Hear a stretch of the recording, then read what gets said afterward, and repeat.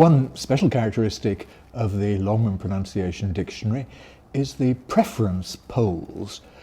You probably know that over the years I've conducted a number of polls asking people which pronunciation they prefer of two or more where it's not clear what the majority preference is. And this time round we've added two new polls.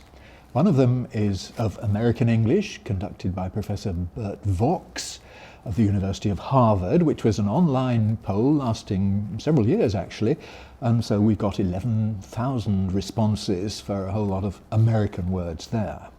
The other is for British English, which I conducted with the help of Pearson Education, Longman, where we've got sort of slightly under 1,000 responses for each word. And this gives us an objective way of saying what the preference is among native speakers for these different pronunciations. So what I'll do now is I'll talk to you a little bit about these different findings, the new ones that we've got this year. Some of them, of course, just reveal a steady state situation. Others vary depending on the age of the person answering, which implies that the language is changing, preferences are changing over time. So first of all, some steady state ones. Do we prefer to call someone an adult or an adult? Well, it's clear that British and American English have different preferences here, but the British prefer adult by 84%. Then there's the possessive yours. This is mine, that's yours. Most foreign learners of English pronounce it yours. But in our poll, only 25% of British people preferred that pronunciation. 3/4, on the contrary, went for yours, rhyming with pause when we stop. Sometimes it's a matter of where the stress goes. I say to contribute. Lots of people say to contribute. So again, we asked people which they preferred of those two, and there we found age differences. Older people definitely went for contribute, whereas younger people go more and more for contribute.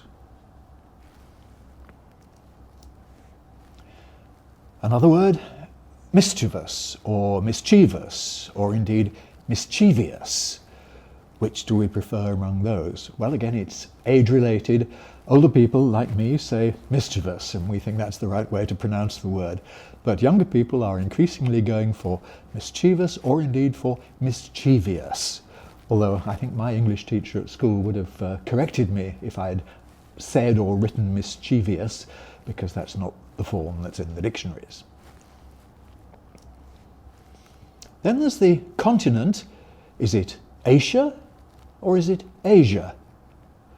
Well, I, again like most people of my age, say Asia, but younger people increasingly go for Asia. And in the book you can see a graphic showing this. You can see the line moving upwards as we go from the older to the younger people.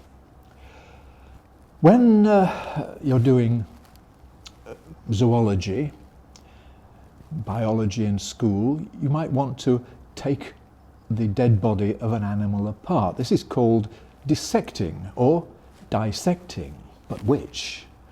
Well, I call it dissecting, but clearly I'm in a small minority there because most people, including particularly the younger people, went for dissect.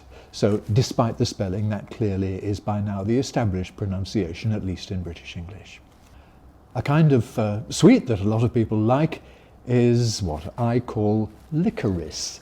Again, it seems to me that I'm out of date and old-fashioned in this respect because increasingly people call it licorice, and that's the clear majority among younger speakers, indeed overall among the British people who replied to the questionnaire. This is interesting actually because we have historical evidence that pronunciation licorice has been around for centuries, but what seems to have happened is that suddenly it has had a kind of takeover from the previously established form licorice. And so what's happened is a change in the evaluation of these two pronunciations. Then there's a question about general trends in pronunciation, not individual words, but general trends. And one thing that seems to have been changing over the last decades is the respectability of saying tune or Tuesday instead of what was the previous standard, tune and Tuesday. And there's clear evidence that this ch pronunciation is becoming more acceptable. Likewise, j for dia in words like duty instead of duty, or reduce instead of reduce. So I've removed the special sign that there was in the previous edition indicating that this was not an RP form. In American English, there is evidence that Americans more and more pronounce a plain W sound in words like which, why, where, instead of what was previously regarded as the American standard, which, why, where. And well, this means that they are just following what's happened in Britain, because we clearly made this move 100 years ago.